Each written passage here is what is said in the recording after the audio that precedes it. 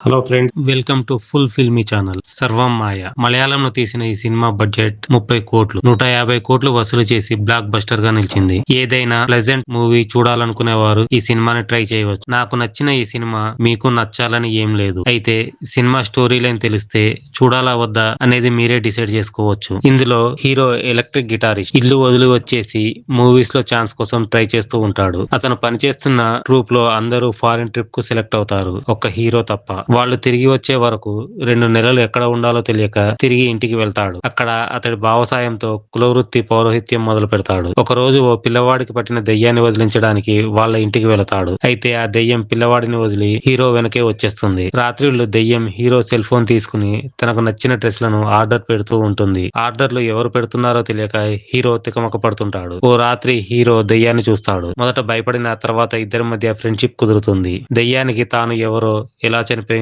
Hero వెనుక ఎందుకు వచ్చిందో కూడా తెలియదు. ఈ క్రమంలో హీరోకి సినిమా ఛాన్స్ వస్తుంది. అక్కడ ఓ అమ్మాయిని ఇష్టపడతాడు. దాంతో దెయ్యం జెలస్ ఫీల్ అవుతుంది. హీరో దెయ్యం మధ్య ఆర్గ్యుమెంట్ జరుగుతుంది. అప్పుడే దెయ్యానికి తన గతం గుర్తుకొస్తుంది. మరి ఆ అమ్మాయి ఎలా చనిపోయింది, దెయ్యంగా ఎందుకు మారింది, హీరో వెనుక తిరగడానికి కారణం ఏమిటి అనేదే ట్విస్ట్. తాను ఎలా చనిపోయిందో తెలియడంతో దెయ్యానికి మోక్షం కలుగుతుంది, ఆత్మ మాయమైపోతుంది. మరి ఈ స్టోరీ లైన్ నచ్చితే మీరు సినిమా చూసేయండి. అలాగే ఫుల్ ఫిల్మీ ఛానల్ ను సబ్స్క్రైబ్ చేసుకోండి.